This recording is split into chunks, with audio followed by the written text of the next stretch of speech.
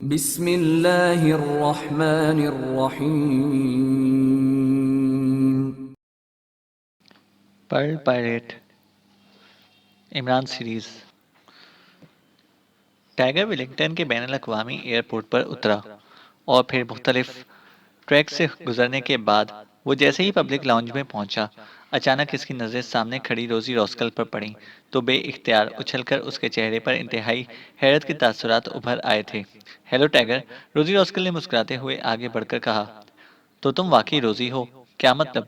मैं तो तुम्हें पाकिस्तान में छोड़ाया था और तुम यहाँ? क्या तुम इसकी हमजाद या जुड़वा तो नहीं हो? टाइगर ने हकीकी हैरत भरे लहजे में कहा तो रोजी रॉस्कल बेख्तियार खिलखिलाकर हंस पड़ी। मैंने तो तुम्हें कहा था कि मैं तुम्हारे साथ जाऊंगी, क्योंकि शुरू से इस केस में शामिल हूँ, इसलिए आखिर तक रहूंगी।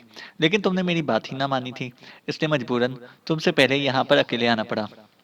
मैं तुम्हारी फ्लाइट से 4 घंटे पहले यहाँ पर पहुंची हूँ और तब से यहाँ मौजूद तुम्हारा इंतजार कर रही हूँ, रोजी ऑस्कर ने कहा तो टाइगर ने बेइख्तियार एक लंबा सांस लिया।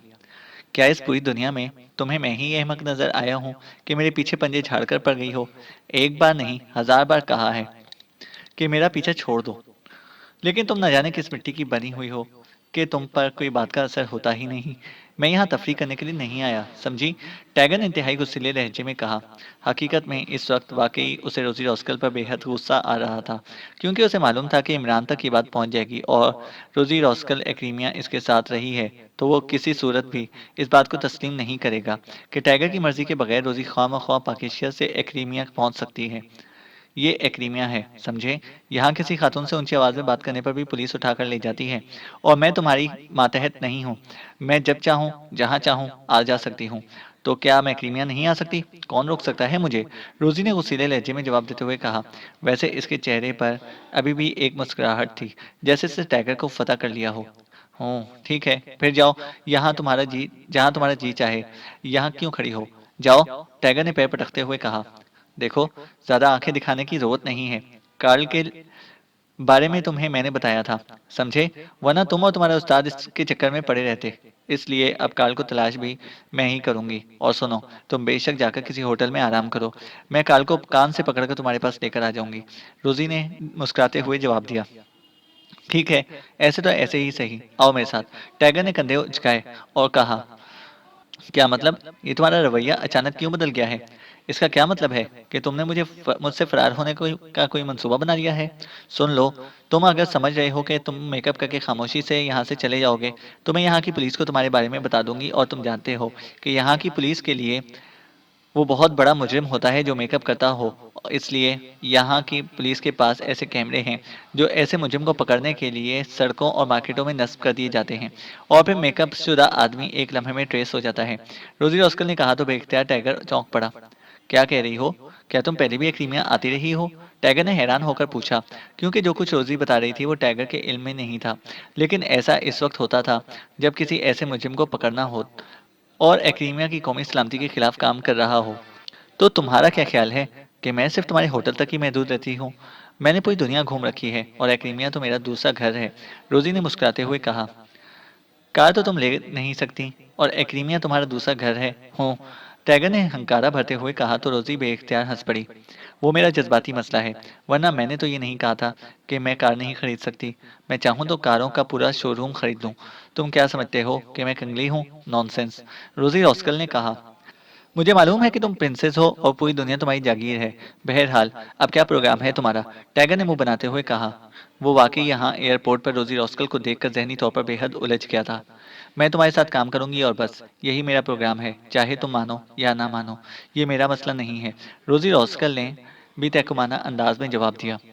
ओके, मैं पाकिस्तान एक फ़ोन करके आता हूँ, फिर प्रोग्राम के मुताबिक अमल करेंगे, टाइगर ने कहा, और फिर रोजी रॉस्कल के जवाब देने से पहले वो तेजी से कदम बढ़ाता हुआ इंटरनेशनल फ़ोन बूथ की तरफ बढ़ गया, जहाँ से पूरी दुनिया के हर मुल्क और हर शहर में फ़ोन किया जा सकता था। वो पाकिस्तान से एक्रीमी करेंसी साथ लेकर आया था।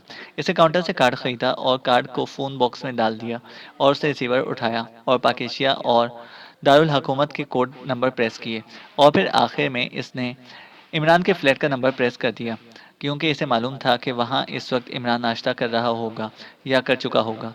Ali Imran, MSC DSC Oxon, Muntazir नाश्ता बोल रहा हूँ। राब्ता कायम होते ही इमरान की मखसूस शगुफ्ता आवाज़ सुनाई दी।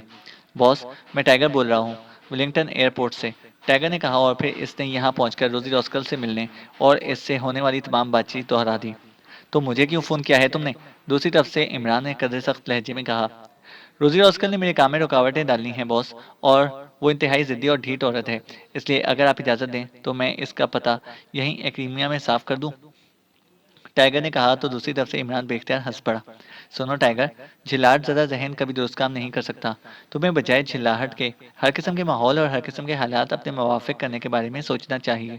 मुझे मालूम है कि रोजी रॉस्कल कैसी है, लेकिन अब जबकि वो तुमसे पहले क्रीमिया पहुंच चुकी है, तो बजाय इसके कि तुम इसके मसले में उलझ कर असल मिशन से तवज्जो हटाओ, तुम इसे इस अंदाज में इस्तेमाल करो कि वो तुम्हारे मिशन के लिए फ़ायदेमंद साबित हो। और ये सुन लो कि आइंदा मुझसे ऐसी बात ना करना। कहा जाता है कि हर कौम और हर फर्द की आजमाइश किसी एक चीज़ से ली जाती है।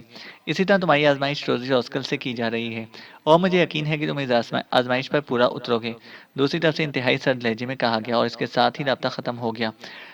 फिर टाइगर ने एक तवील सांस लेते हुए रिसीवर हुक से लटकाया, कार्ड निकालकर जेब में डाला और फिर फोन बोत से बाहर निकलकर वो इस तरफ को बढ़ गया जहाँ रोजी रॉस्कल मौजूद थी।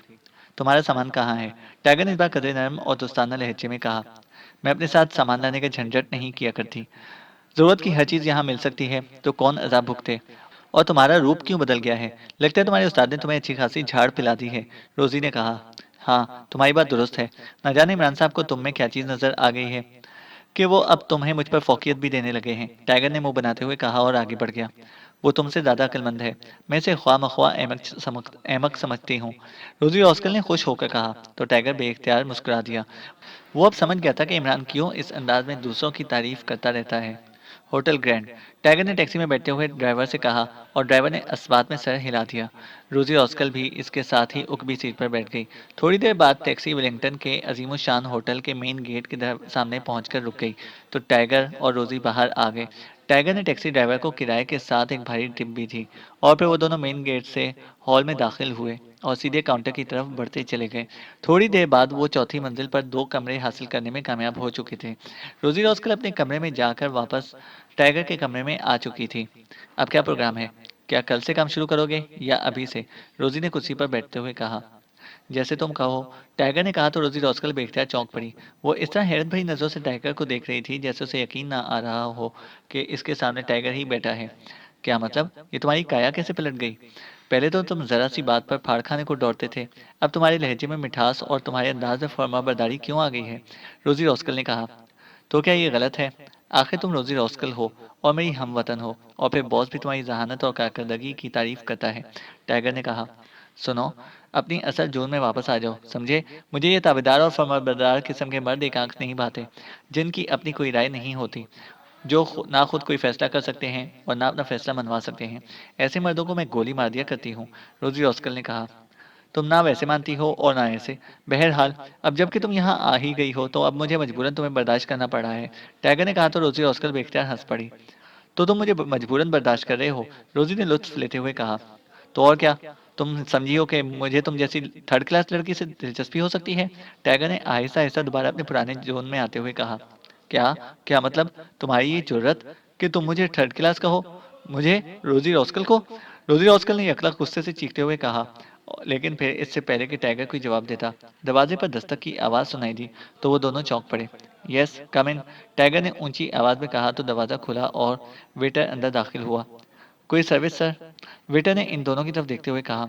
कॉफी ले आओ, टाइगर ने कहा। यस सर, वेटर ने जवाब दिया और तेजी से वापस मुड़ गया। तुम्हें मालूम है कि ये क्यों आया था? तुम्हारी आवाज बाहर तक जा रही थी। इसने समझा कि शायद अंदर कोई गड़बड़ हो गई है या होने वाली है। टाइगर ने कहा। गड़बड़ तो होने वाली थी। अगर ये ना आ जाता तो अब तक तुम्हारी पसलियां टूट चुकी होती। रोजी ने मुंह बनाते हुए कहा। मेरी पसलियां स्टेनलेस स्टील की बनी हुई हैं, तुम्हारी कांच की नहीं, तुम्हारी तरह कांच की नहीं, समझी? टाइगर ने कहा। ये तो वक्त बताएगा कि किसकी पसलियां किससे बनी हुई हैं। रोजी ने होंठ चबाते हुए कहा, तो टाइगर ने रिसीवर उठाया और फोन पीस के नीचे मौजूद बटन प्रेस करके इसे इसे डायरेक्ट और तेजी से इंक्वायरी के नंबर प्रेस कर दिए। Inquiry please. राब्ता कायम होते ही दूसरी तरफ से एक नस्वानी आवाज सुनाई दी। मार्च क्लब का नंबर दें। टाइगर ने कहा तो दूसरी तरफ से नंबर बता दिया गया और टाइगर ने क्रेडल दबाया और फिर नंबर प्रेस करना शुरू कर दिए। और फिर इसने जैसे ही हाथ हटाया, सामने बैठी हुई रोजी रॉस्कल ने हाथ बढ़ाकर लाउड का बटन प्रेस कर दिया। मार्च क्लब। राब्ता कायम होते ही एक मर्दाना आवाज सुनाई दी। कार्ल से बात करो, मैं नाराग से जॉनसन बोल रहा हूँ। टाइगर ने एक्रीमी लहजे में और जबान में बात करते हुए कहा तो रोजी चौंक कर और इंतहाई हैरत भरे लहजे में उसे देखने लगी। यस सर, होल्ड करें। दूसरी तरफ से कहा गया। वेटर, कॉफी ले आए तो उससे बर्तन दरवाजे पर ही ले लेना। टाइगर ने रिसीवर पर हाथ रखते हुए रोजी से कहा तो रोजी ने इस बात में सर हिला दिया। यस, कार्ल बोल रहा हूँ। थोड़ी देर बाद एक मर्दाना आवाज सुनाई दी। मिस्टर कार्ल, मैं नाराग से जॉनसन बोल रहा हूँ। मैं कल यहाँ पहुँच रहा हूँ। मेरे पास इंतहाई शानदार सुच्चे मोतियों का एक जखीरा है। मुझे मेरे एक दोस्त ने तुम्हारी टिप दी है। क्या तुम मुझसे मुलाकात कर सकते हो? टाइगर ने कहा। तुम्हें किसने मेरी टिप दी है जॉनसन? कार्ल ने कहा। मेरे एक दोस्त ने। इसका नाम एंथोनी है। इसका कहना है कि इसने तुम्हारी फर्म के जरिए काफी काम किया है और इसने ही बताया था कि अगर फर्म पर ना हो तो मार्च क्लब में मिल सकते हो। टाइगर ने कहा। ठीक है, कल रात आ जाना। मार्च क्लब, मेरा नाम बता देना। तुम्हें यहाँ पहुंचा दिया जाएगा। दूसरी तरफ से कार्ल ने कहा। Okay, thank you. टाइगर ने कहा और रिसीवर रख दिया। इसी लम्हे दरवाजे पर दस्तक हुई तो रोजी रॉस्कल उठने लगी, लेकिन टाइगर ने उसे बैठने का इशारा किया। यस, कम इन। टाइगर ने कहा तो दरवाजा खुला और वही वेटर ट्रे लिए हुए अंदर दाखिल हुआ। तुमने देर नहीं लगा दी कॉफी सर्व करने में? टाइगर ने सख्त लहजे में कहा। सर, यहाँ कॉफी तैयार मौजूद नहीं होती, इसलिए इसे तैयार करने में देर हो गई। वेटर ने मौदबाना लहजे में जवाब देते हुए कहा। टाइगर ने इस बात में सर हिला दिया। वेटर के वापस जाने के बाद रोजी ऑस्कर ने कॉफी बनानी शुरू कर दी। इसने कल के लिए क्यों कहा है तुम्हें? रोजी ने कहा। कल इससे जॉनसन मिलने जाएगा। मैं तो अभी जा रहा हूँ। टाइगर ने जवाब दिया तो रोजी बेख्तियार चौंक पड़ी। क्या? क्या कह रहे हो? मैं जा रहा हूँ? क्या मतलब? क्या तुम जाओगे अभी? रोजी ने कहा। हाँ, तुम आराम करो, मैं इससे मिल लेता हूँ, फिर कल मिलकर काम करेंगे। टाइगर ने जान छुड़ाने के से अंदाज में कहा। नहीं, मैं भी साथ जाऊंगी, समझे? और आइंदा अकेले जाने की बात ना करना, वरना। रोजी ने इंतहाई गुस्सीले लहजे में कहा तो टाइगर ने बेख्तियार एक तवील सांस लिया। ठीक है, तो फिर तुम जाकर अकेली इससे मिल लो, मैं आराम कर लेता हूँ। टाइगर ने कहा। क्यों? तुम्हें मेरे साथ जाने पर क्या एतराज है? क्या मैं बदसूरत हूँ, लंगड़ी हूँ, माजूर हूँ, पागल हूँ, क्या हूँ? रोजी ने मुसलसल बोलते हुए कहा। तुम्हें मेकअप करना आता है? टाइगर ने कहा। मेकअप, हाँ, लेकिन मैं मेकअप करना पसंद नहीं करती। मैं उन औरतों को अहमक समझती हूँ जो सुर्खी पाउडर थोपकर समझती हैं कि वो खूबसूरत दिखाई दे रही हैं। रोजी ने कॉफी का घुट लेते हुए कहा। तो टाइगर बेख्तियार हंस पड़ा। मेरा मतलब इस मेकअप से ना था, मेरा मतलब इस मेकअप से था जिससे नकूश और कौमियत बदली जा सकती है। टाइगर ने कहा। हाँ, मुझे वो भी आता है, लेकिन बहरहाल मैं इसमें माहिर नहीं हूँ। लेकिन तुम क्यों पूछ रहे हो? रोजी ने पूछा। इस कार्ल के फर्म बंद कर देने से जाहिर होता है कि उन्हें इसकी किसी न किसी तरह इत्तला मिल चुकी है कि पाकिस्तान सीक्रेट सर्विस वाले इनके खिलाफ हरकत में आ रहे हैं। लेकिन इसके बावजूद इसका मार्च क्लब में मौजूद रहने से जाहिर होता है कि उन्होंने हमारे लिए वहां पर कोई ट्रैप बिछा रखा होगा। इसलिए मैंने इससे अकरीमी नाम और अकरीमी लहजे में बात की थी। और अगर हम अपने असल हुलियों में वहां गए तो वो फौरन समझ जाएगा कि हम कौन हैं। और फिर हो सकता है कि उल्टा हम धर लिए जाएं। इसलिए हमें मेकअप करके वहां जाना होगा। लेकिन मामला ये है कि मुझे औरतों का मेकअप करना नहीं आता, इसलिए तुम यहाँ आराम करो, मैं वहां जाता हूँ। टाइगर ने कहा तो रोजी के चेहरे पर हैरत के तासुरात उभर आए। ओह, तुम तो वाकई खासे अक्लमंद हो आदमी हो। मैं समझती थी कि बस तुम्हें गुर्राना ही आता है। लेकिन एक बात बताओ, तुम इससे मिलकर क्या करोगे? रोजी ने कहा। इससे पूछगछ करनी है पर पैरेट के बारे में। मैंने इससे सियासत पर तो बात करनी नहीं। टाइगर ने मुंह बनाते हुए कहा। तुम्हारा ख्याल है कि जैसे ही तुम इससे पूछोगे वो फौरन तुम्हें तफसील बतानी शुरू कर देगा? रोजी ने मुंह बनाते हुए कहा। तुम क्या कहना चाहती हो, खुलकर बात करो। टाइगर ने गुस्सैले लहजे में कहा। मतलब जाहिर है तुम उसे मारपीट कर असल बात उगलवा नहीं सकते और इसे यहाँ होटल में भी नहीं ला सकते। फिर कहाँ ले जाओगे? रोजी ने कहा तो टाइगर बेख्तियार उछल पड़ा। ये बात तो वाकई इसके जहन में भी ना आई थी।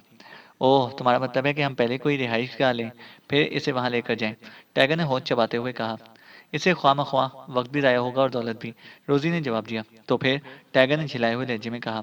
अगर तुम्हारे ख्याल के मुताबिक वो लोग अलर्ट हैं तो लामहला उन्होंने वहां ऐसे अफराद तैनात कर रखे होंगे जो हमें मशकूक समझकर हमें पकड़कर अपने किसी अड्डे पर ले जाएंगे और फिर तुमसे पूछगछ करेंगे। लेकिन हम उल्टा उनसे पूछगछ करना शुरू कर देंगे। इस तरह अड्डा इनका होगा लेकिन इस्तेमाल हम करेंगे। रोजी ऑस्कर ने कहा। तो तुम्हारा क्या ख्याल है कि वहां हमें मेज के गिर्द बिठाकर वो हमसे बाकायदा मुज़ाकरात करेंगे? टाइगर ने तंजिया अंदाज में हंसते हुए कहा। तुम मुझे अपनी तरह अहमक समझते हो। जाहिर है वो हमें बेबस तो करने के लिए हाथ बांध देंगे, लेकिन तुम फिक्र ना करो, मुझे रस्सियां खोलनी आती हैं। फिर देखना तुम रोजी रॉस्कल को। रोजी रॉस्कल ने इंतहाई सर्द लहजे में कहा, और टाइगर बेख्तियार हंस पड़ा। फिर इससे पहले कि इनके दरमियान मजीद कोई बात होती, अचानक दरवाजा एक धमाके से खुला और इन दोनों ने चौंक कर उधर देखा। दरवाजे पर वही वेटर मौजूद था जो उनके लिए कॉफी लेकर आया था। इससे पहले कि वो संभलते, उसने कोई चीज फर्श पर मारी और इसके साथ ही टाइगर को यूं महसूस हुआ जैसे उसे किसी ने इंतहाई तेज रफ्तारी से घूमते हुए लट्टू से बांध दिया हो। ये एहसास भी सिर्फ एक लम्हे के हजारवें हिस्से में हुआ था। इसके बाद इसका जहन तारीकी में डूबता चला गया। इमरान साहब, आपने एक्रीमिया का प्रोग्राम क्यों मनसूख कर दिया है? ब्लैक जीरो ने इमरान से मुखातिब होकर कहा। इमरान थोड़ी देर पहले ही दानिश मंजिल पहुंचा था। असल आदमी कार्ल ट्रेस हो गया था, लेकिन जब टाइगर ने कार्ल की फर्म का फ़ोन नंबर मालूम करने की कोशिश की तो वेलिंगटन की इंक्वायरी वालों ने बताया कि 2 रोज़ पहले फर्म बंद कर दी गई है, और ना सिर्फ फर्म बंद कर दी गई है बल्कि फ़ोन भी कटवा दिया गया है। हालांकि कार्ल के बारे में हमें मालूमात 2 रोज़ बाद हो रही हैं। इसका मतलब है कि उन्हें बहरहाल किसी न किसी तरह ये मालूम हो गया होगा कि इनके खिलाफ पाकिस्तान सीक्रेट सर्विस हरकत में आ रही है, और उन्होंने पूरा सेटअप ही समेट लिया होगा। इसलिए मैंने टाइगर को पहले वहां भेजा है ताकि वो बुनियादी मालूमात हासिल कर ले। इसके बाद हम फाइनल एक्शन करेंगे। इमरान ने तफसील से बात करते हुए कहा। इन्हें कैसे मालूम हो सकता है कि पाकिस्तान सीक्रेट सर्विस इनके खिलाफ हरकत में आ रही है? ब्लैक जीरो ने हैरत भरे लहजे में कहा। मेरा ख्याल है कि डॉक्टर आजम ने मुझसे सर सुल्तान के ऑफिस में मुलाकात की, तो इसकी मुलाकात के सिलसिले में ये रिपोर्ट वहां पहुंची होगी, और जिससे उन्होंने अंदाजा लगाया होगा। इमरान ने जवाब देते हुए कहा, और ब्लैक जीरो ने इस बात में सर हिला दिया। आपने टाइगर को वहां किस किस्म की मालूमात हासिल करने के लिए भेजा है? चंद लम्हों की खामोशी के बाद ब्लैक जीरो ने पूछा। असल बात यह है कि इस तंजीम का जाहिर है कोई ऐसा हेडक्वार्टर होगा जैसा कि दूसरी मुजिम तंजीमों का होता है, लेकिन ये लोग तो किसी न किसी इत्तला मिलने पर ही किसी जगह जाकर वारदात करते होंगे, वरना आम से अंदाज में कारोबार करते रहते होंगे। इसलिए इस तंजीम के खात्मे के लिए हमें इसके सरबराह को पकड़ना होगा। इस सरबराह के पास खास आदमियों के बारे में जाहिर है फाइल्स होंगी। इनके जरिए ही इन आदमियों को या इन इदारों को भी खत्म किया जा सकता है। जिस तरह कार्ल के बारे में बताया गया है कि वो बाकायदा एक फर्म का मालिक है और जवाहिरात डील करता है, इसी तरह बाकी लोग भी फाइल में मौजूद होंगे। इस कार्ड से अगर पर्ल पायरेट के चीफ के बारे में मालूमात मिल जाए तो फिर हम बराह रास्त इस पर हाथ डाल सकते हैं। यही काम करने की टाइगर गया है, इमरान ने कहा। लेकिन इमरान साहब, अगर कार्ल ने अपनी फर्म बंद कर दी है तो फिर जाहिर है कार्ल इस टाइगर को कैसे मिल जाएगा? ब्लैक जीरो ने कहा। बज़ाहिर तो नहीं मिलना चाहिए, लेकिन मेरा ख्याल है कि वो मिल जाएगा। इमरान ने मुस्कुराते हुए कहा तो ब्लैक जीरो बेख्तियार चौंक पड़ा। वो कैसे? ब्लैक जीरो ने कहा। जहाँ तक मेरा अंदाजा है, इस कार्ल को हमारे लिए चारे के तौर पर इस्तेमाल किया जाएगा, इसलिए इसका ऑफिस बंद कर दिया गया है। वरना ऑफिस से हम क्या लेना देना था? वो चलता रहता, लेकिन जाहिर है ऑफिस में इसकी इस अंदाज में निगरानी नहीं हो सकती थी जिस अंदाज में ऑफिस से बाहर हो सकती है। इसलिए उन्होंने ऑफिस बंद कर दिया। अब टाइगर इस कार्ल तक पहुंचेगा और इसके आदमी टाइगर तक पहुंच जाएंगे, इमरान ने कहा। लेकिन ये तो सिर्फ आपका अंदाजा हो सकता है, हतमी बात तो नहीं हो सकती, ब्लैक जीरो ने कहा। इस रेडी की हलाकत की खबर लामहला वहां तक पहुंच गई होगी, इसलिए इन्हें ये मालूम है कि कार्ल के बारे में हमें मालूम हो गया होगा। ऐसी सूरत में तो कार्ल को सामने रखकर ही वो हमें ट्रैप कर सकते हैं। इमरान ने कहा तो ब्लैक जीरो बेख्तियार हंस पड़ा। ये आप सोच रहे हैं इमरान साहब, लेकिन मेरा ख्याल है कि लूटने वाले डाकू टाइप के लोग ऐसा नहीं सोच सकते। वो सीक्रेट एजेंट नहीं है, वो तो शायद खौफजदा होकर सब कुछ बंद करके बैठ गए होंगे। ब्लैक जीरो ने कहा तो इमरान भी हंस पड़ा। हाँ, ऐसे भी हो सकता है, लेकिन मुझे यकीन है कि टाइगर कार्ल को अगवा कर लेगा, और अगर वो ना भी कर सका तो रोजी रॉस्कल कर लेगी। इमरान ने मुस्कुराते हुए कहा तो ब्लैक जीरो बेख्तियार उछल पड़ा। क्या मतलब? क्या इस रोजी रॉस्कल को आपने टाइगर के साथ भेज दिया है? क्यों? ब्लैक जीरो ने इंतहाई हैरत भरे लहजे में कहा। मैंने नहीं भेजा, वो इससे पहले वहां पहुंच गई है। मैं यहाँ के लिए उठने ही वाला था कि टाइगर का फोन आया। वो वेलिंगटन एयरपोर्ट से बात कर रहा था। इसे बताया कि रोजी रॉस्कल इससे पहले ही वहां पर पहुंच चुकी है और अब इसके सर पर चढ़ी हुई है। इसका कहना था कि वो इसका खात्मा कर दे, लेकिन मैंने इसे मना कर दिया है, क्योंकि मुझे मालूम है कि रोजी रॉस्कल बज़ाहिर अहमक, जज्बाती और अनापरस्त औरत है, लेकिन इसके साथ साथ वो इंतहाई ज़हीन भी है। इसलिए अगर टाइगर ने इसे दुरुस्त तौर पर डील कर लिया तो वो इसके लिए बेहद फ़ायदेमंद साबित हो सकती है, इमरान ने कहा। मेरी तो वाकई समझ में नहीं आ रहा कि आप क्या सोच रहे हैं और क्या कर रहे हैं। मुझे लगता है कि आप ज़हनी तौर पर इस केस पर काम ही नहीं करना चाहते, लेकिन किसी वजह से काम करने पर भी मजबूर हैं, ब्लैक जीरो ने कहा तो इमरान बेख्तियार हंस पड़ा। तुम्हारी बात दुरुस्त है। असल में ये पर्ल पायरेट ऐसी तंजीम नहीं है जिसके खिलाफ पाक एशिया सीक्रेट सर्विस हरकत में आए, लेकिन चूंकि इसे पाक एशिया हुकूमत का नुकसान किया है और आइंदा भी कर सकती है, इसलिए इसका खात्मा भी ज़रूरी है। इसलिए मैं चाहता हूँ कि पहले टारगेट फिक्स हो जाए, फिर मैं टीम लेकर जाऊं और मिशन मुकम्मल करूं। इमरान ने कहा, मुझे तो लगता है कि ये मिशन टाइगर और रोजी रॉस्कल ही मुकम्मल कर लेंगे और आप दरअसल चाहते भी यही हैं। ब्लैक जीरो ने कहा तो इमरान बेख्तियार हंस पड़ा। शायद तुम्हारी बात दुरुस्त हो। बहरहाल, चाय बना लो और मुझे वो सुर्ख जिल्द वाली डायरी दो। शायद कोई ऐसा आदमी नजर आ जाए जो इसके बारे में मजीद मालूमात मुहैया कर सके। इमरान ने कहा तो ब्लैक जीरो ने मेज की तरह से सुर्ख जिल्द वाली जखीम सी डायरी निकालकर इमरान की तरफ बढ़ा दी और फिर खुद उठकर वो किचन की तरफ बढ़ गया। इमरान ने डायरी खोली और इसकी वर्क गर्दानी करने में मसरूफ हो गया। फिर इसकी नजरें एक सफ़े पर ठहर गई। वो काफ़ी देर तक इस सफ़े को देखता रहा, फिर इसे डायरी बंद करके इसे वापस मेज पर रखा और रिसीवर उठाकर तेजी से नंबर डायल करने शुरू कर दिए। इसी लम्हे ब्लैक जीरो चाय की 2 प्यालियां लेकर वापस आ गया। इसने शायद फ्लास्क में चाय बनाकर रखी हुई थी, वरना जाहिर है इतनी जल्दी चाय तैयार ना हो सकती थी। इसने एक प्याली इमरान के सामने रखी और दूसरी उठाए वो अपनी मेज पर आ बैठा। Trans cross corporation. राब्ता कायम होते ही एक नुस्वानी आवाज सुनाई दी। पाकिस्तान से स्पेशल मेंबर अली इमरान बोल रहा हूँ। मुझे एक अहम इदारा पर पायलट के बारे में मालूमात हासिल करनी है। इमरान ने कहा, होल्ड ऑन करें। दूसरी तरफ से कहा गया, hello incharge, section Jim master बोल रहा हूँ। चंद लम्हों बाद एक मर्दाना आवाज़ सुनाई दी। मैं पाकिस्तान से स्पेशल एजेंट अली इमरान बोल रहा हूँ। इमरान ने कहा, यस सर, मैंने चेक कर लिया है, फरमाइए। दूसरी तरफ से मौतबाना लहजे में कहा गया, पर्ल फार्मिंग को लूटने वाली एक बैनुल अवी तंजीम है जिसका नाम पर्ल पायरेट है। सुना गया है कि इसका हेडक्वार्टर क्रीमिया में है। इसके बारे में तफसीलात चाहिए। इमरान ने कहा, सॉरी सर, इस नाम की कोई तंजीम हमारे रिकॉर्ड में नहीं है। दूसरी तरफ से कहा गया, क्या आप इस सिलसिले में ज़ाती तौर पर कोई टिप दे सकते हैं? इमरान ने कहा, किस किस्म की टिप जनाब? दूसरी तरफ से चौंक कर पूछा गया। कोई ऐसा आदमी, कोई ऐसा इदारा, कोई ऐसी फर्म जो इसके बारे में मालूमात मुआवजे के एवज मुहैया कर सके। इमरान ने कहा, लेकिन सर, इस टिप का मुझे ज़ाती तौर पर क्या फ़ायदा होगा? दूसरी तरफ से कहा गया, जिसकी आप टिप देंगे इस तक आपका फ़ायदा भी पहुंचा दिया जाएगा, बशर्त ये कि टिप दुरुस्त साबित हुई तो। इमरान ने मुस्कुराते हुए कहा, ठीक है जनाब, आप एक फ़ोन नंबर नोट कर लें। ये फ़ोन नंबर नाराग का है। दूसरी तरफ से कहा गया और इसके साथ ही एक फ़ोन नंबर बता दिया गया। किसका है ये फ़ोन नंबर? इमरान ने कहा, मास्टर मैकलेन का।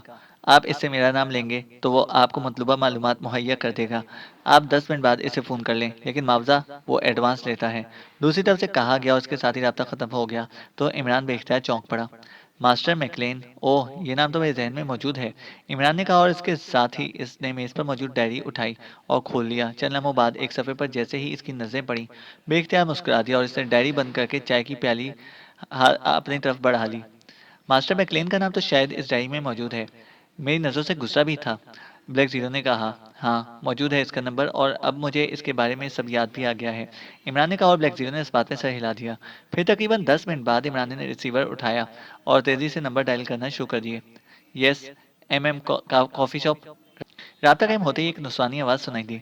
मास्टर मैकलेन से बात कराओ, मैं पाकिस्तान से बोल रहा हूँ। इमरान ने कहा, ओके होल्ड ऑन करें। दूसरी तरफ से कहा गया, हेलो, मैं मास्टर मैकलेन बोल रहा हूँ। चंद लम्हों बाद एक आदमी की आवाज़ सुनाई दी। अभी तक मास्टर ही हो? मैं तो समझा था कि हेड मास्टर या बल्कि प्रिंसिपल भी बन चुके होगे। इमरान ने कहा, क्या क्या कौन बोल रहा है? दूसरी तरफ से इंतहाई हैरत भरे लहजे में कहा गया, वही जो हमेशा दुआ मांगता रहता है कि तुम मास्टर से हेड मास्टर बन जाओ। वैसे मैं पाकिस्तान से बोल रहा हूँ। इमरान ने कहा, ओह ओह, क्या कहा? तुम प्रिंस इमरान बोल रहे हो? ओह ओह, मुझे अब याद आ गया। बिल्कुल याद आ गया। ओह कितना अरसा गुजर गया और तुम अपने अंकल को भी भूल गए हो। इमरान दूसरी तरफ से कहा गया, अगर भूल जाता तो फ़ोन क्यों करता? तुम जैसी शख्सियत भला कैसे भुलाई जा सकती हैं?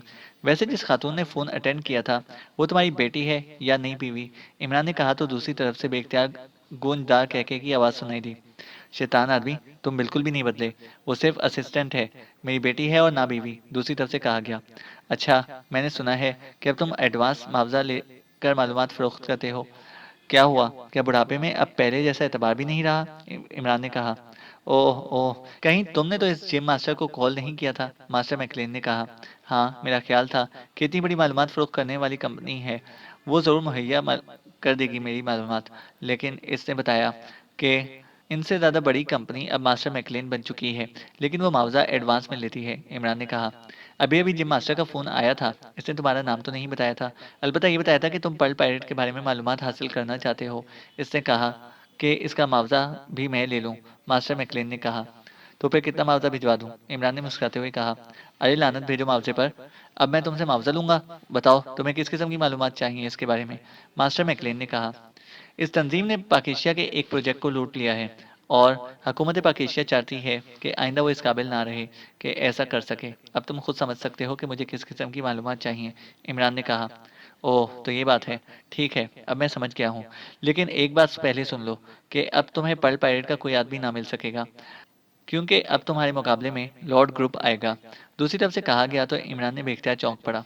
क्या मतलब? मैं समझा नहीं। कौन है ये लॉर्ड ग्रुप और इसका क्या ताल्लुक है पर्ल पायरेट से? इमरान ने हैरत भरे लहजे में कहा। लॉर्ड ग्रुप एक्रीमिया की सीक्रेट एजेंसियों से निकले हुए और निकाले गए इंतहाई तरबियत याफ्ता एजेंटों पर मुश्तमिल है, जिसके कई सेक्शंस हैं। यूँ समझो कि प्राइवेट सीक्रेट सर्विस है, जिसे बहुत बड़े-बड़े मामलात में हायर किया जा सकता है।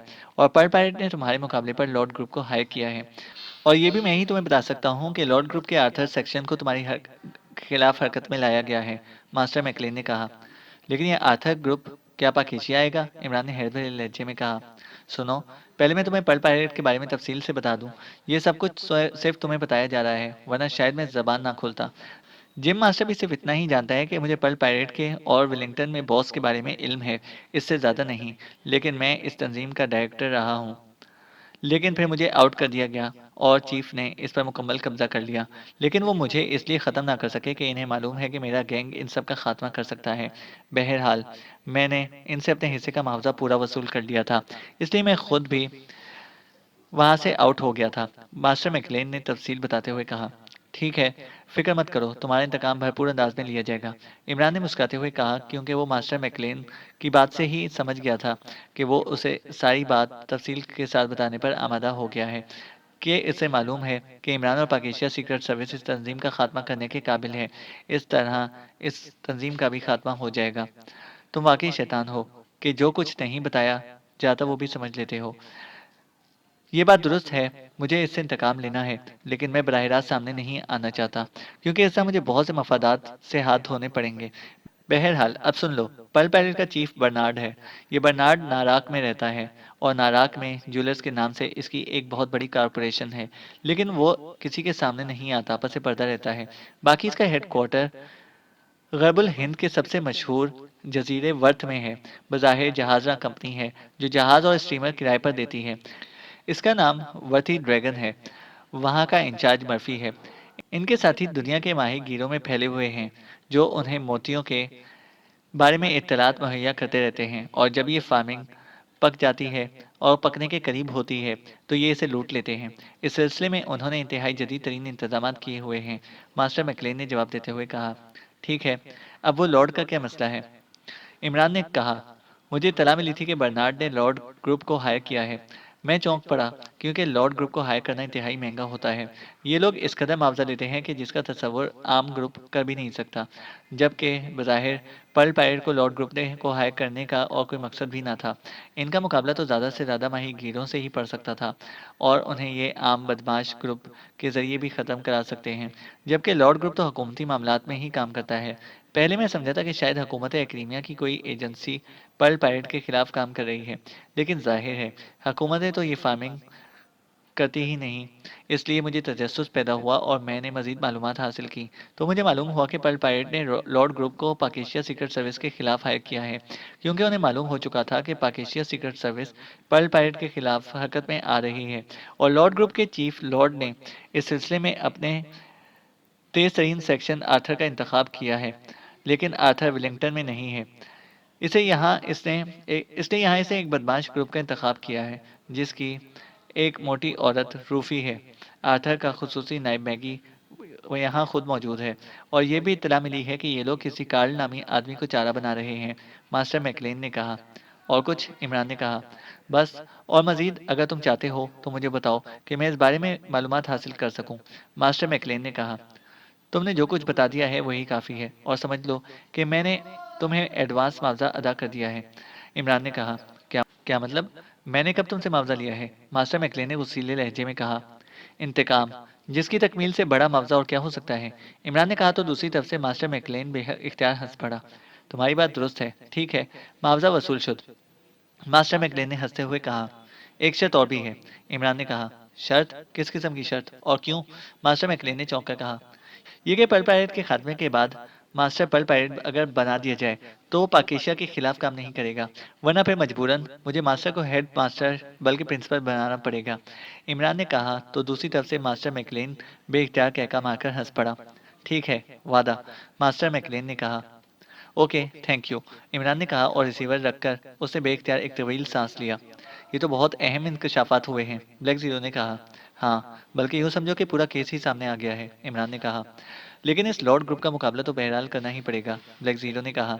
हाँ, लेकिन इससे पहले मुझे ये मालूम करना होगा कि बर्नार्ड वहाँ नाराक में मौजूद है या नहीं, क्योंकि जिसने अपने पूरे सेक्शन को कैमोफ्लेज कर लिया है और इस लॉर्ड ग्रुप को सिर्फ अंदाजे की बिना पर हमारे खिलाफ हायर कर लिया है, वो शख्स लामहला वहाँ नहीं रह सकता। वो लाज़िमन कहीं छुप गया होगा, इमरान ने कहा। आप कैसे मालूम करेंगे? ब्लैक जीरो ने हैरत भरे लहजे में कहा। यही तो सोच रहा हूँ, इमरान ने कहा। अब मेरे ख्याल में आप टाइगर को तो वापस बुला लें, क्योंकि इसने जो कुछ वहाँ मालूम करना था वो आप बैठे बैठे फ़ोन पर मालूम कर चुके हैं, ब्लैक जीरो ने कहा। इसे वहाँ काम करने दो, वो तरने वाला नहीं है कि आसानी से मारा जाए।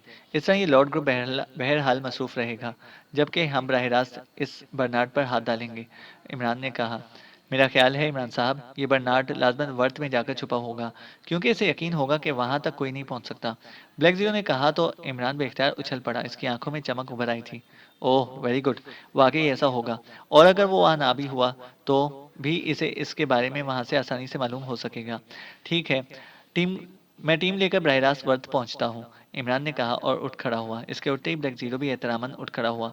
अगर टाइगर की कॉल आए तो इसे खुद ही डील कर लेना। मैंने इसे बता दिया था कि अगर मैं इसे फ़ोन पर ना मिलूँ तो वो तुमसे बराह रास्त राब्ता कर ले, इमरान ने कहा। ठीक है, ब्लैक जीरो ने कहा तो इमरान ने खुदा हाफिज कहा और फिर तेजी से मुड़कर वो बैरूनी दरवाजे की तरफ बढ़ता चला गया। चैनल को सब्सक्राइब करें और बेल आइकन को प्रेस करें ताकि हमारी हर अपडेट आपको बर वक्त मिल सके।